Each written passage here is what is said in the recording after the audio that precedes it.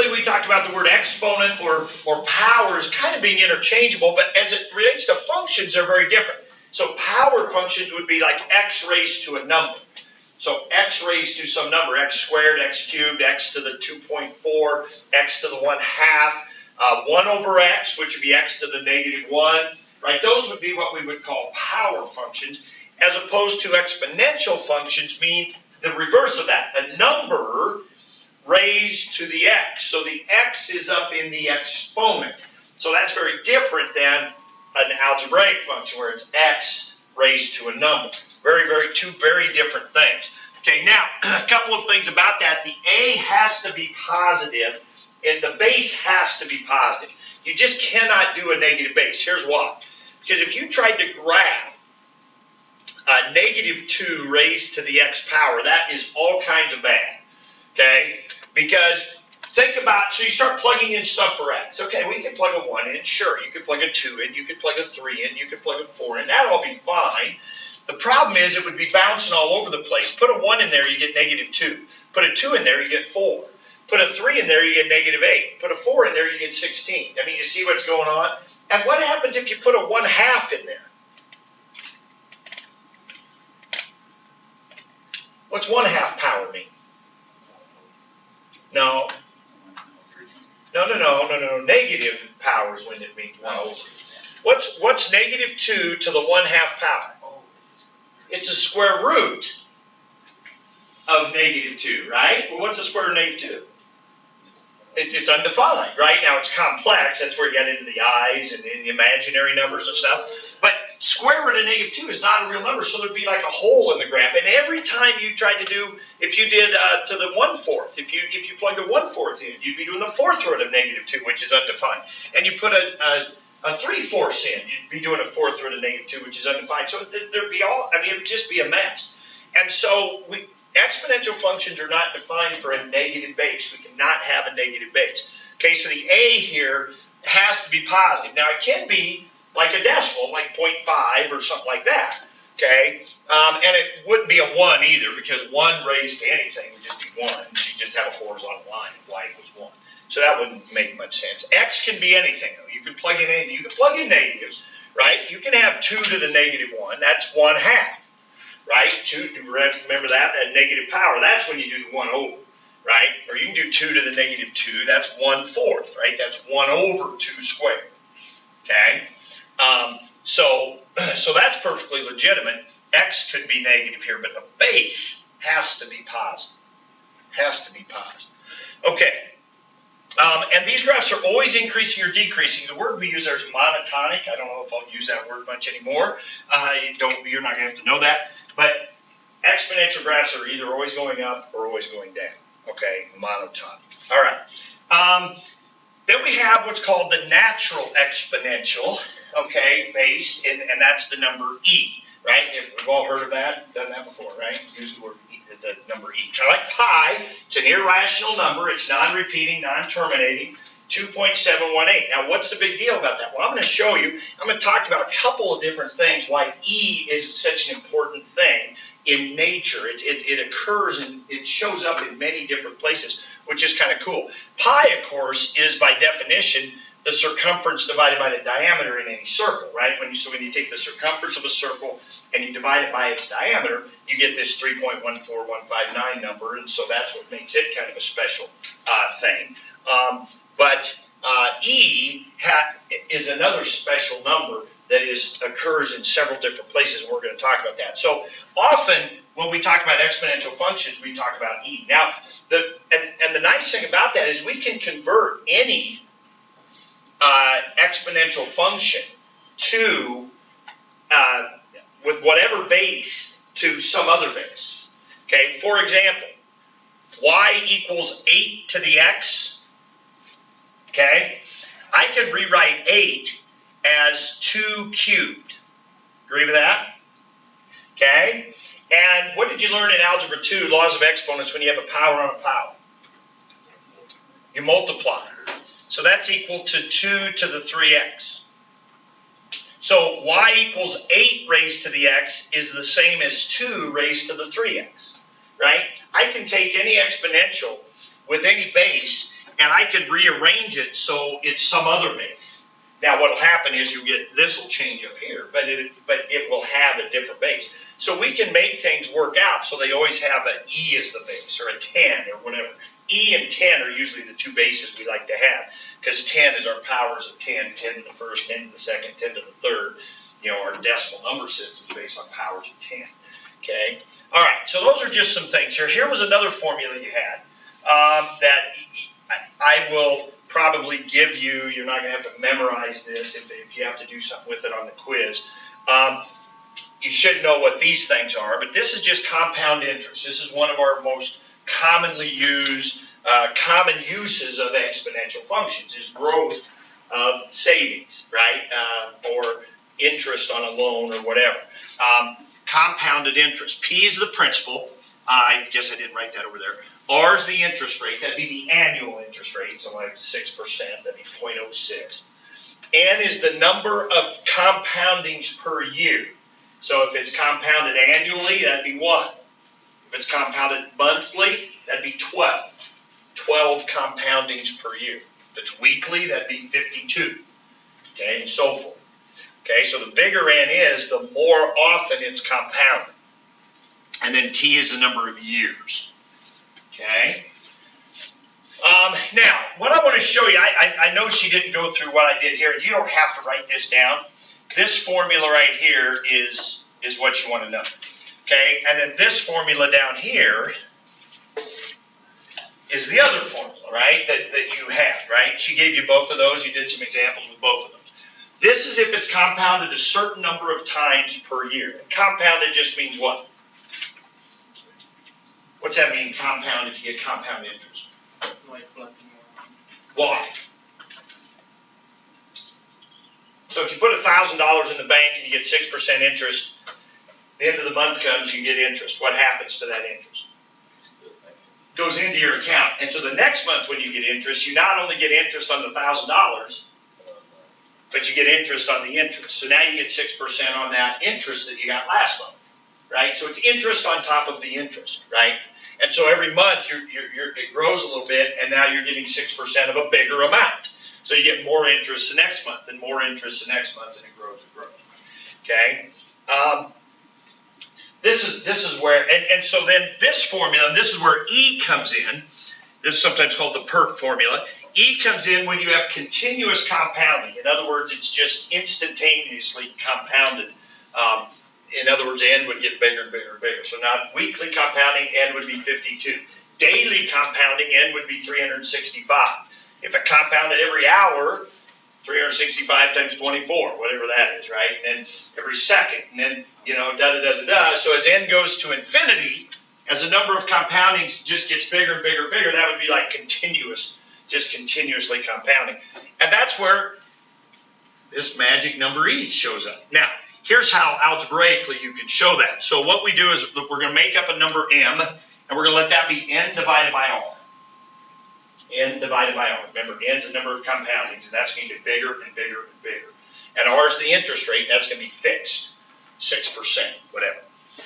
So if M is equal to N over R, let's multiply the R over there, and so N would be the same as M times R. So I'm going to take my formula, I'm going to take N out, and I'm going to put MR in its place, there and there. Okay, well, what happens? The R's cancel, and we get this, okay? And here we get MRT. Now, remember what I did a minute ago where we talked about power on a power? If I have 2 to the 3x, it's okay for me to split that into 2 to the 3 to the x like that, because of power on a power, you multiply. So what I have here is, since I have MRT, I'm going to take these parentheses here to the M, and then put in parentheses the RT, because I got a power on a power. I would just multiply those, so, right? So that's just the law of exponents. Now the thing in the red, if you let M get bigger and bigger and bigger, okay, like on your calculator, let's do this. Let's put a 1,000 in for M. So everybody get your calculator out. And let's do 1 plus 1 over 1,000. It equals. Raise that to the 1,000. What do you get? 2.7 what? One's already, right? So 2.717. Now let's make it 100,000. So 1 plus 1 over 100,000, hit equals, and raise that to the 100,000.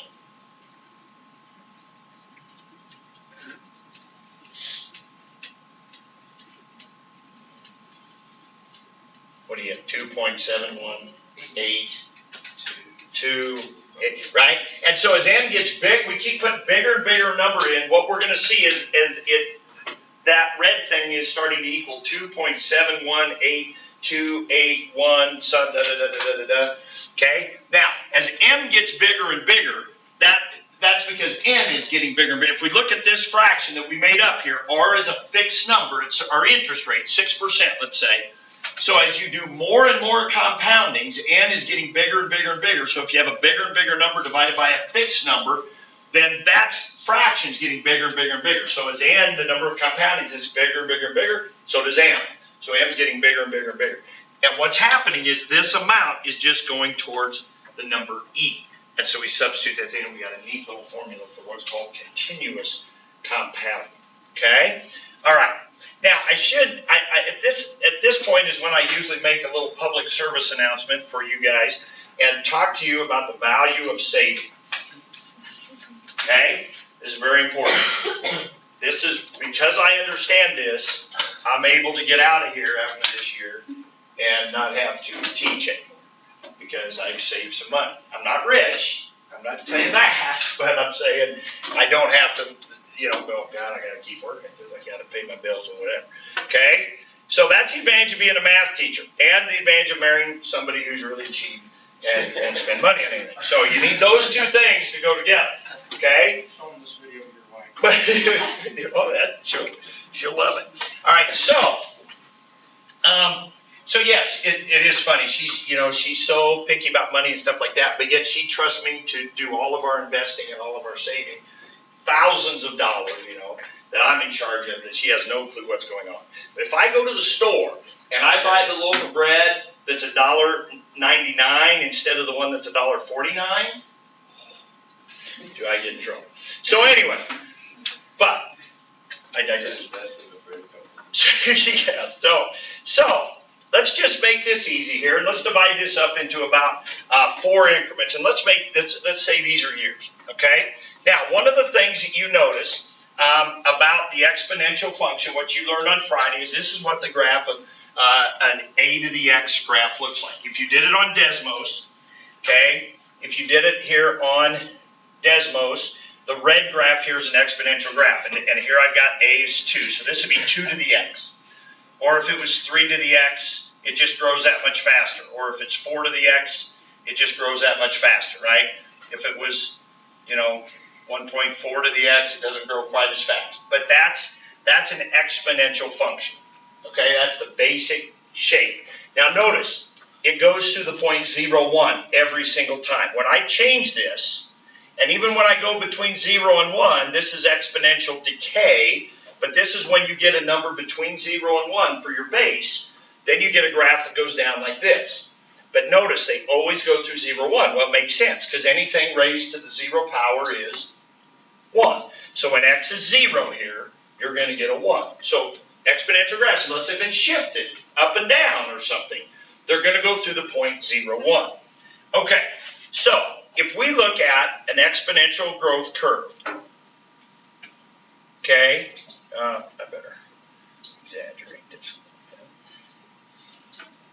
Okay, a little too much exaggeration.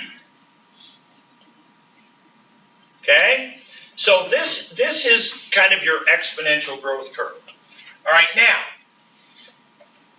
so you get out of college, 20 years old, 22, whatever, we'll just say 20. If you will start, I was lucky when I first started teaching, there was a science teacher who taught in this small school, and he was big into saving. I mean, he was a cheapskate. He was driving a this was 1986. He was driving a 1965 Ford Pinto, and he wore clothes that looked like they were about the same year. And I mean, he had white shirts that they weren't really white. They were kind of yellow, but you know, I mean, it was, but he knew about investing, and he helped me get hooked up in that, and I started saving for retirement, which seemed like so far away when I was 20 years old. And I was putting like $25 a month, but now my check wasn't that big, but $25 a month I was putting away, or $50 a month I was putting away. Now, as I've learned, not only, and compound interest and so forth, you know, over time that's going to grow, and I knew that. I mean, I was a math teacher. I knew about exponential growth, and I knew all that, but I also wanted to buy some nice stuff too, and so I would, you know, so it's that thing. But here's the other thing you got to think about, is that if you get in a habit of taking at least a little something out of every paycheck you get and putting it away first before you start spending, it actually has a double bonus.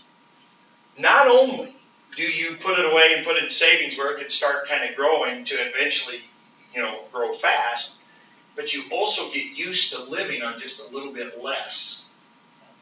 Okay? Now you might think, I don't want to do that. Heck with that. Chicken nuggets. 4 chicken nuggets instead of the 8-pack, right? Whatever. You just get used to okay, 8 instead of the 20, whatever. Okay? But you get used to living on a little less. So when it comes to retirement, you're like, okay, well, let's see, my retirement account, I could draw out this much. Oh, I can do that. That's what I'm used to living on, right? Now, so you got a double bonus. You learn to live on a little less, and you've got stuff saved. You go the other way, and you say, oh, geez, I've got this, and I've got to buy a new car and rent, and da-da-da, and then pretty soon you get married, and that's expensive, and then I got kids, and now that's expensive, so I can't right now, but I'm going to someday. I'll start saving. Well, all of a sudden, you start living paycheck to paycheck. You spend your whole paycheck. Now you're used to that standard of living, that higher standard of living, and you're not having anything saved. So when it gets time to retire, you want to keep living like you've been living, but how do you replace that income without working? And so you find you have to keep working to maintain that style of living. So, put a little away. Take a little bit out of every paycheck. Put it away. Because now think of this. 40 years. Okay, so you put some money away. Did she probably didn't do the thing with the penny a day, say penny a day double? Nope. Yeah. This is so good. We got one. Okay. All right. Get your calculator. Get your calculator out. So if somebody says to you, they'll give you a penny a day for a month, double it each day, and then whatever there is at the end you get, or $1 million. For just 1 month? For 1 month. What would you think? $1 million. Well, got to actually be $1 million. Now you guys are smart, math students. You're like, okay, it must be easy. As it is, so I'll bet it's a penny a day. If you've never done it before, let's do it. So let's go. Okay, so you got a penny. Second day, you got 2 pennies. You guys be ready on your calculators here shortly. What do I got? 3, 4, 5, 6. Okay, so now you don't get a cumulative, right? I mean, so the idea is, so at the end of the week, you would have 64 cents is what we're saying. Okay, we're not going to add them all up. It doesn't make a lot of difference, but okay. So you'd have 64 cents. Now at the end of the week, say, what do you think? Still want that, or you want $1 million? Still want this. Okay. So now we got what? $1.28, $2.56, $5.12, $10.24, $20.48, $40.96, $81.92. So what do you think? You're halfway there. $1 million? Okay. Now somebody type in 81.92, and now let's start times it by 2. So 163.84.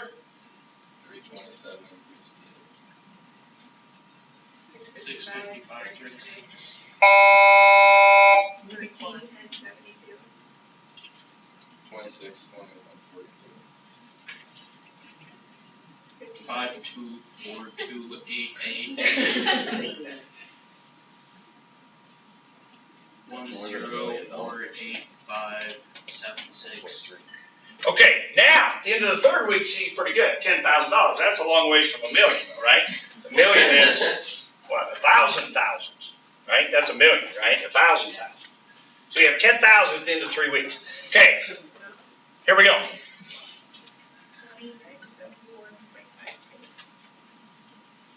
Okay. 4194304.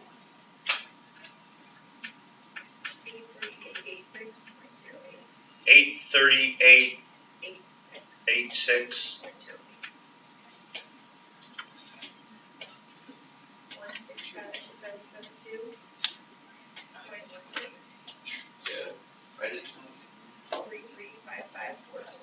33 what? 44.52. Hold on now. So we're only 2 days away. Now you see what's happening. We're at 335,000, right? Okay, what's next?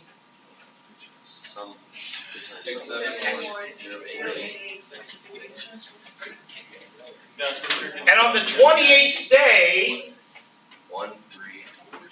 13 what? 42177.28. All right. So finally, on now, we didn't say how many days were in the month. Yeah, big deal, 28, 30, 31, whatever. Or, is it a big deal? 1.3 million. Let's say there's 30 days in the month. What do we got? 2684. 354. Okay. 5368.709.12. That's 30 days in the month. What if there's 31? 10737.418. Point what? 24. All right, look at that. So, all of a sudden, on the 27th day, you're still barely over halfway to the million you could have had. On the 27th day, you're barely halfway to $1 million. You've had 27 whole days for that to accumulate, and it's gotten you halfway to $1 million.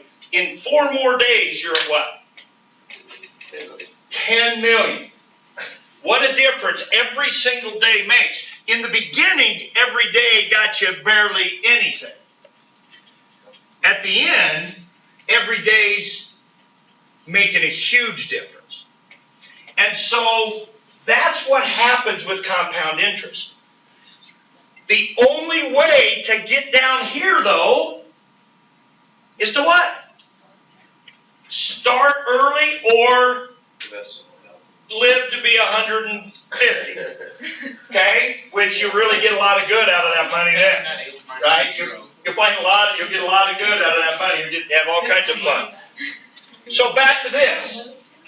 So think of these 10-year periods as the weeks that we just went through.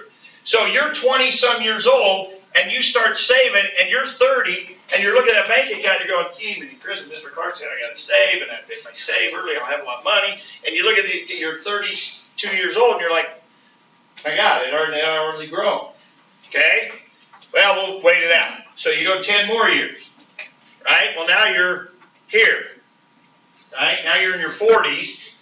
You're like, my God, it's like nothing. I can't even have fun with this money.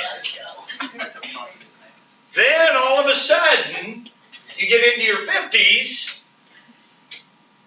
Now maybe it's not looking so bad. You're like, maybe someday. And then, here's that last part where it really takes off. Right? Now, what do most people do? Get out of college. Oh, God, I got some money. This is nice. I got like a $4,000 paycheck, $5,000 paycheck, strip and save through college. Now you got this paycheck, got a car, get a nice place, go out with friends, spring break, or not spring break, I guess, but trip. You're working now, vacation trips, like let's go to Cancun, whatever. Hey, this is good. I got some money. I got like $4,000 to make. We can take a trip. This will be great. Okay? Then you get married. Then you have kids. Then all of a sudden, then you get in your mid-40s. Is that about when you may start thinking about it? You get in your mid-40s and maybe the kids are starting to get towards high school, but now you got to save for college, whatever. So you're putting some away maybe to help them with college. So all of a sudden you start thinking about retirement. You get in your mid-40s, you're like, my God, I've been working for 20 years. I don't want to do this forever. So maybe I better what? Save. Start saving. So now all of a sudden you start saving here when you're 40. And then you're 50, where are you at?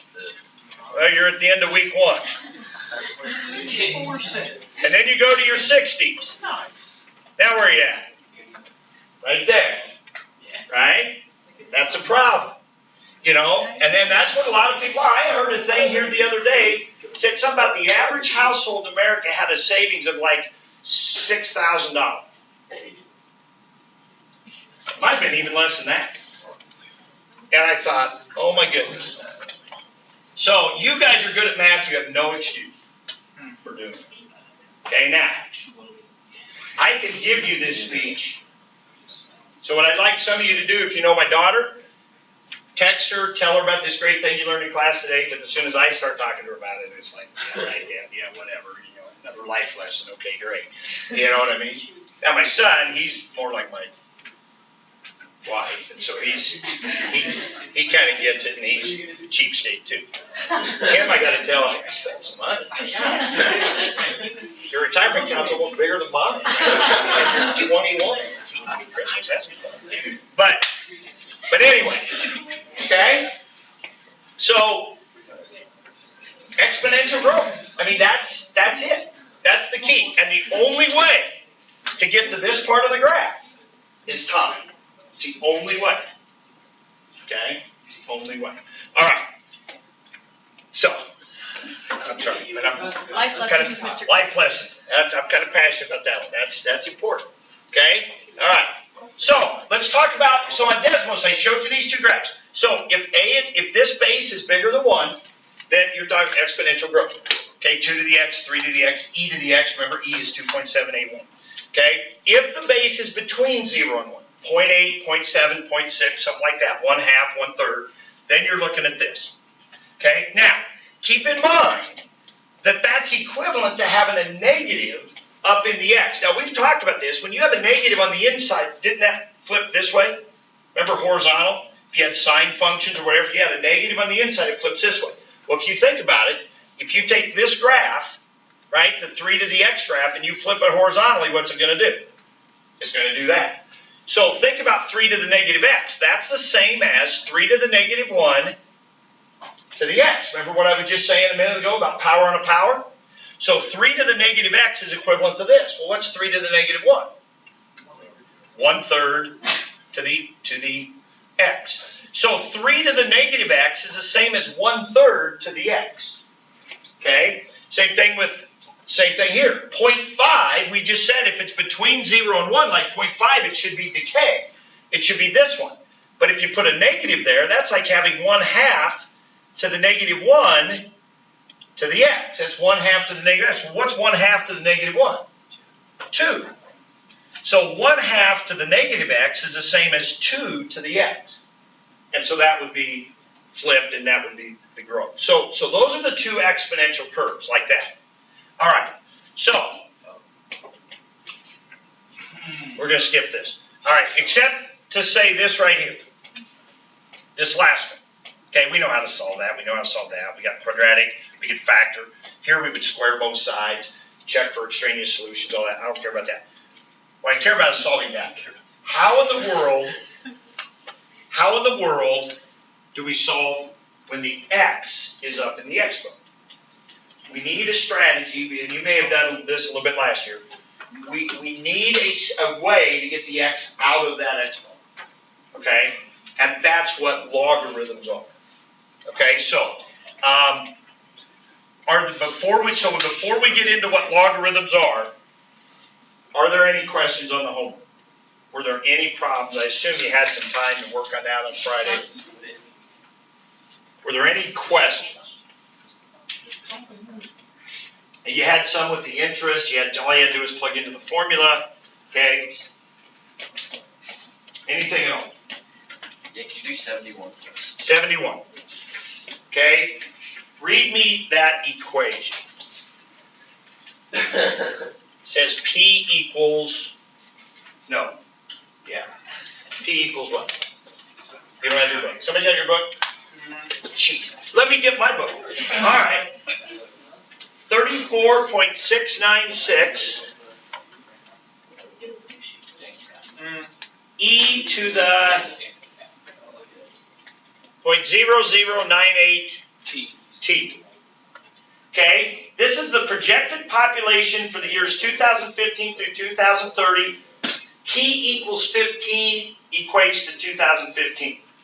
Okay? Use a graphing utility to graph this function. So this is just going to be a graph like so. Okay, where's it going to cross right there? Where's that graph going to cross? 1. No. Because of the 34. So in other words, you'd put a 0 in for t. No, that was a good thought though. Put a 0 in for t, you're going to get e to the 0, which is 1, but then times that number. So if you have a number in front, now remember what that did to the sine curve. It stretched it, right? Well, that's what this would do. This would take it from 1 and it would stretch it up to 34.696. So it would cross at 34.696, which means that's the population, I think, is that in millions? Yes.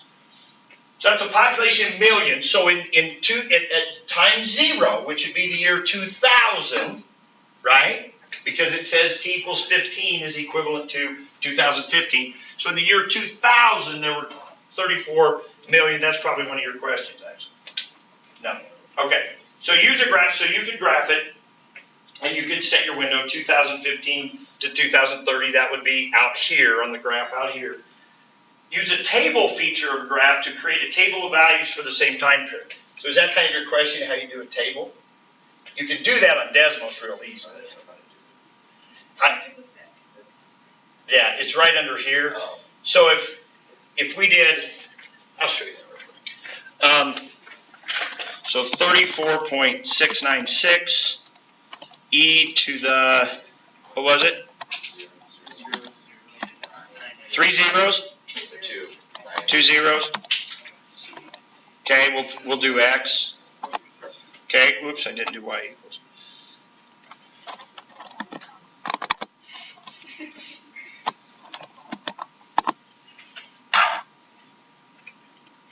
And I'm not seeing it in here. Well, that's because it's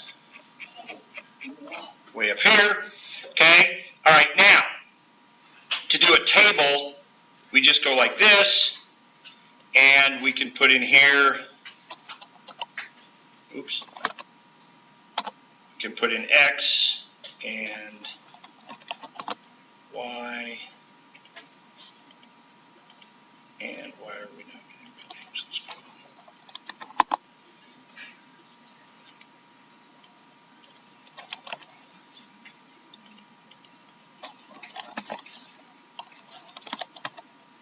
I guess I can do it right here.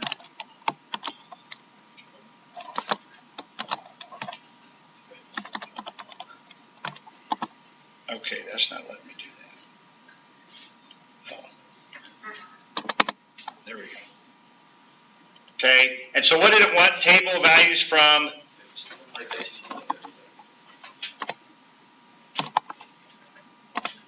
Like so, and on and on and on. Okay, and so you can just I think there's a simpler way to do that. I don't care about that either.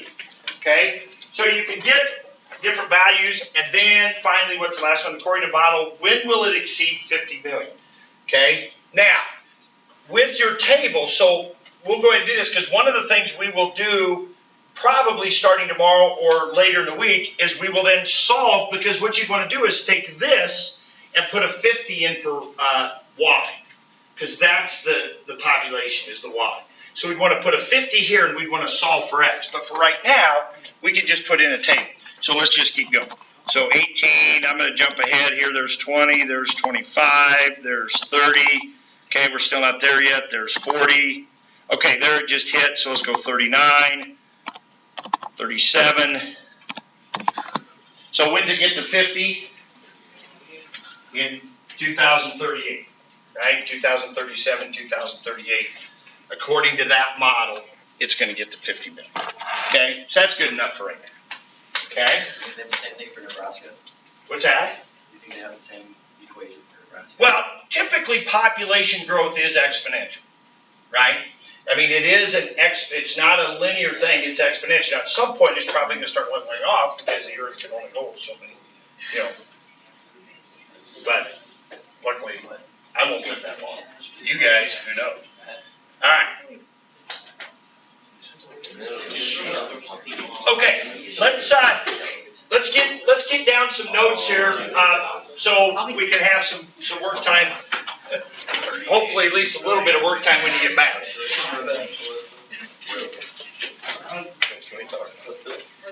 All right, so exponential graphs.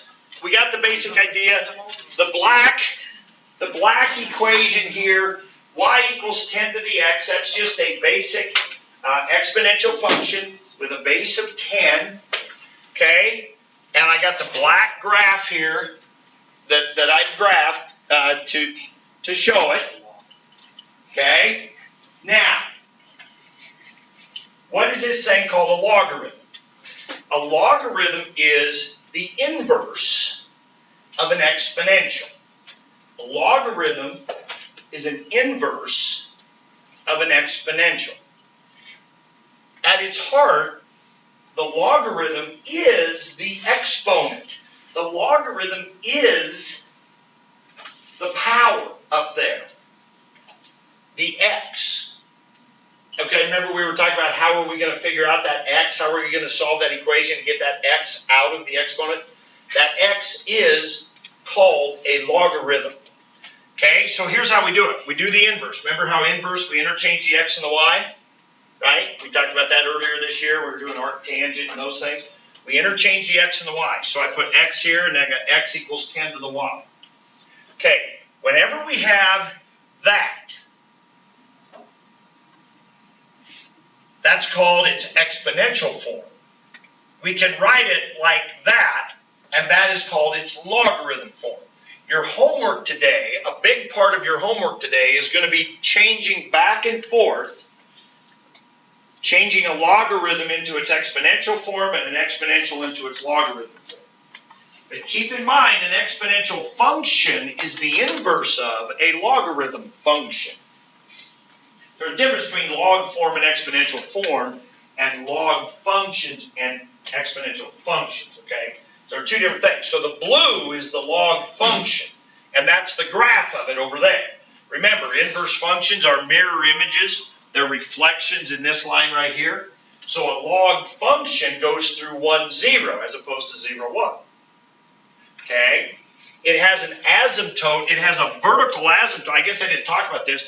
Exponential functions have a horizontal asymptote right here at the x-axis.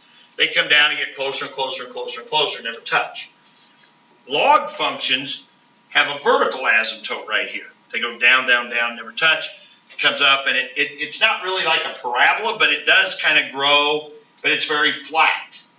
Okay, it grows because, think of this. We said this gets steeper and steeper and steeper, right? You know, that exponential growth, that money's really getting bigger and bigger. So this is going up almost vertical. This is leveling off to where it's almost horizontal, which makes sense because it's that inverse, it's that mirror image thing. Okay? That's what the picture looks like. Now, the x has to be positive. You cannot put a negative into a logarithm function. Why is that? Well, because you can't get out a negative from an exponential function. Now, I'm talking about your basic exponential like this. Okay, or the one that's flipped down like this. All those pictures we saw of the exponentials before, all of the y values are positive, right? The y values are all positive in these two functions. So when you do the inverse, when you interchange the x and the y, that means all the inputs or the x's have to be positive for logarithms, right? On exponentials, the y's are all positive. So for logs, the x's are all positive. Okay, so if somebody, and I won't ask you to do this other than in class, but probably not on a quiz. If I'm going to, I'll tell you, but probably not good. If somebody asks you to do a log base 10 of -2, that's undefined. That does not exist. you cannot put a negative into the log function. Okay? So its domain, if you will, and you can see it right from here, its domain is all positive reals. Okay? X has to be greater than 0. Its range is all reals. Goes all the way to negative infinity, all the way up to positive infinity. Okay? Just like domain and range of exponentials, reverse that. Domain is all reals. The range is all positives. Okay? So logarithms and exponentials are inverses. What I like to say is this. A log is the exponent on the base that gives you the x. So the log is the exponent. The log of x base 10, or log base 10 of x, however you want to say that, log base 10 of x is the exponent on 10 that will give you x. Okay, let's just do a couple quick examples where that wording is helpful. Okay, so we're going to write in log forms. We all know 2 to the third is 8, right? 2 to the third is 8. The way we write that in log form is log, what do you suppose the base is? Go back to here.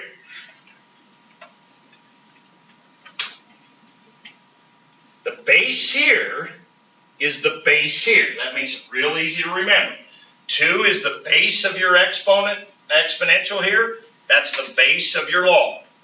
Then what goes in the, now sometimes we put parentheses, sometimes we don't, doesn't matter. What would go here? The 8. It feels like it should be 2, it almost feels like it's raised, like it's 2 to that. It's not.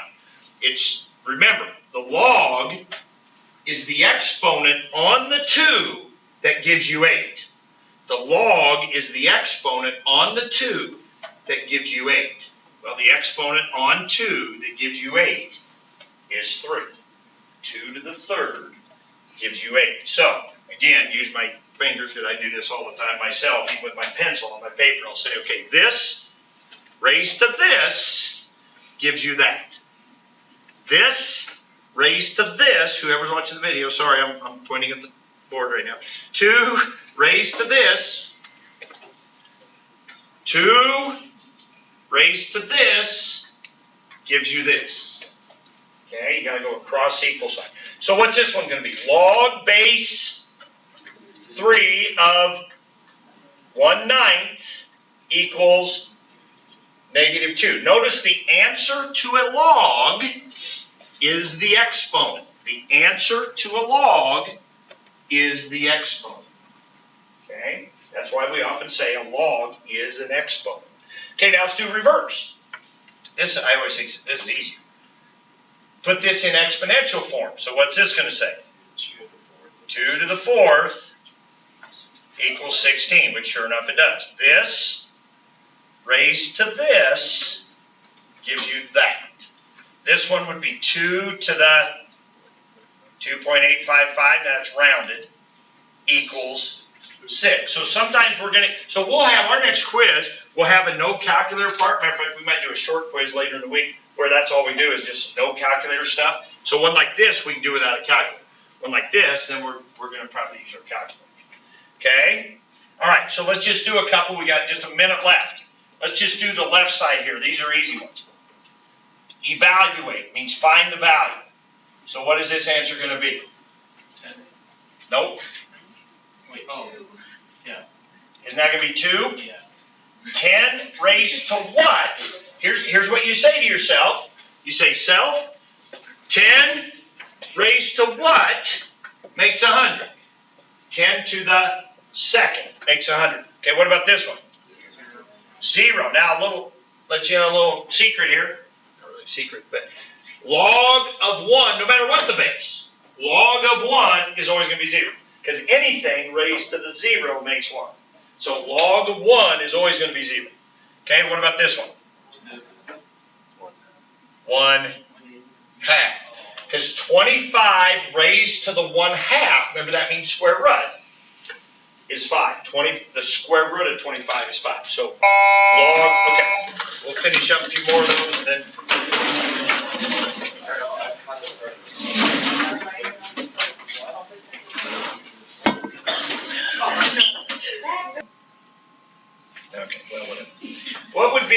What would be this? I'll get to it in a second. What would you do with that log base 2 graph? You would shift it where? What would this do? Shift it right through. Right 3, up 4. So the best way to do that is to take, I would say this point right here. If I'm shifting these graphs, with the sine graphs, we used to take the peaks and then maybe the x-intercepts, and we would shift those points and then draw our new one.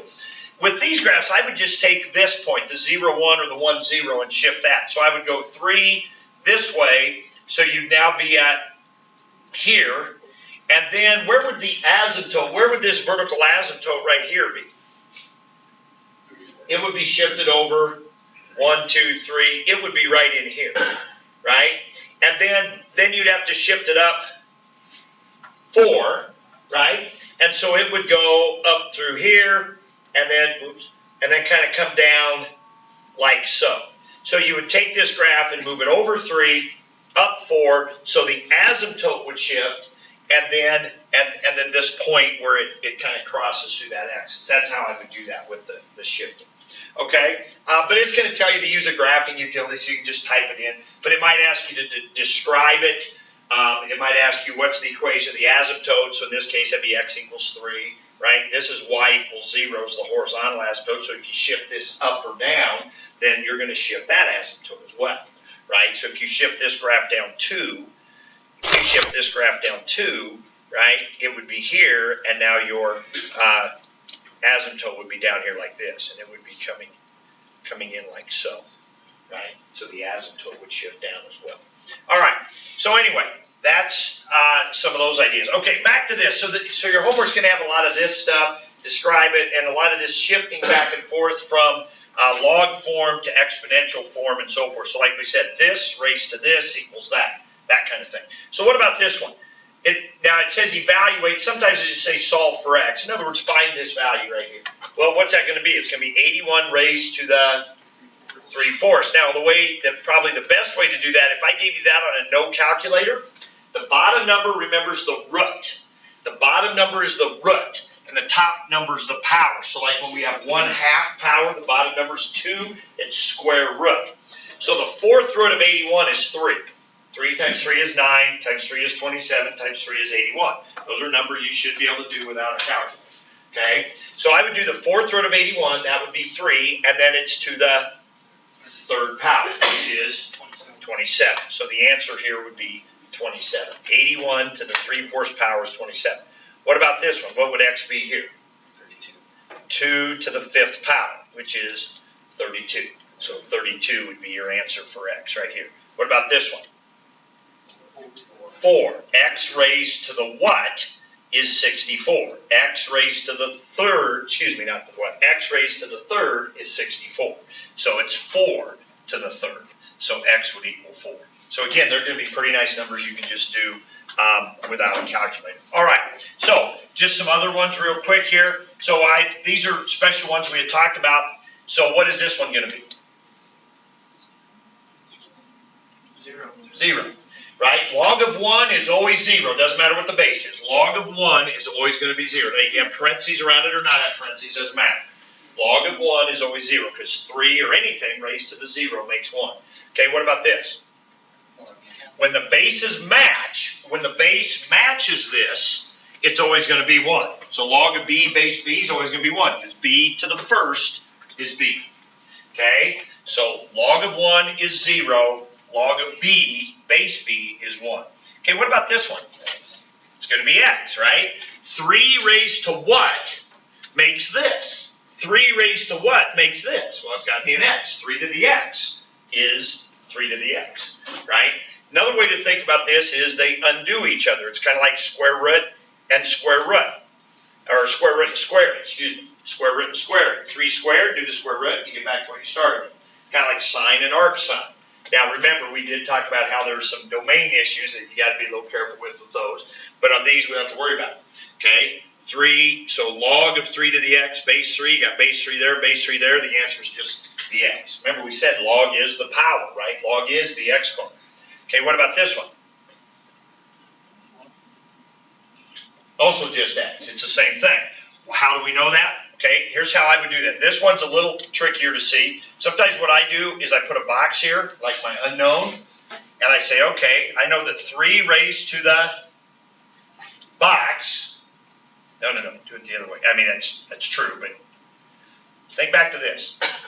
Think back to what we did here. When you've got an exponential, let's put it into log form. So I got an exponential right here, right? So let's put it in log form. So it'd be log base 3 of box, right? Let's go back to this. Okay, log base 2 of 8 is 3, right? So log, here's the base 3 of box is equal to what? That. Log base 3 of x. So what's box got to be? Box has to be x, right? Box has to be x. For these two to be equal, they got to be x. That's like on your homework today, it said use the one-to-one property. So if the directions say use the one-to-one property, you got this equals that. That says this has got to be the same as that. They have the same base. They got to be the same. A problem like that you might get is log base 3 of x plus 2 equals log base 3 of 7. What do you know? X has got to equal 5, right? X plus 2 has got to equal 7, right? That's what they call their one-to-one property. Okay? All right, and so last thing now, we talked about common, I mentioned a minute ago, common logarithm is base 10. So on your calculator, you should have a log button, L-O-G. That button is for base 10 only. Base 10 only. So if you type in log 50, what do you get? 1.6. Okay? Now what that means, and that would be a calculator problem I would give you. 1 point what? 69. 69, okay? And that's because 10 raised to the 1.69 would be 50. Now, what about this one? This better be 2. You type in your calculator, you log 100, you should get a 2. And that's because 10 raised to the second makes 100. Okay? So the log button on your calculator is for base 10 only. So a lot of times we don't write the 10. You can write the 10, it's okay, but a lot of times we don't. Log base 10 of 10 would be 1, and log of 1 would be 0. 10 to the 0 makes 1. Yes? So on our calculators, is there a way to make it anything other than 10? There is, and we're gonna get into that later. Okay, so for today it'll just be about log base 10s. Now there's also where we use base E, natural logs. Now in calculus, you know, it's funny, in this class we'd spend more time on this, but really once you get past this class, you know, in calculus we never use base 10. I mean, everything's base E. Everything's natural logarithm. Okay, because again, it's just more useful and there's a lot of easier things that happen with it when we get into calculus stuff. So if you had log with base E, now remember E is a number, 2.718, okay? If you have log base E of 5, that's the same as saying ln. And ln just stands for natural log. Log natural, whatever, okay? ln, natural log. So when we write ln 5, if it's helpful to you, you can put a little E down here just to recognize that. Now on your calculator, type in ln 27. What do you get? 3.295. Yeah, and that just means E raised to the 3.29, whatever, should equal 27. E raised to the 3.29, would equal 27. Okay, what's ln E going to be?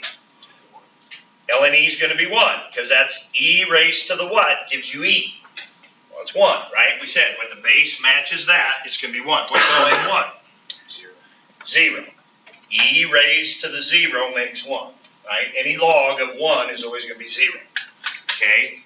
But ln just means the base is E. All right. So, the other day we had a really long assignment. I mean, look at that. Really long. Today, we're going to have a really short assignment. Okay? So, we got really... Okay? Well, I mean, look at that one. Look how long that is. It goes all the way across there. So, there's today. Okay, really short one. All right, get to work.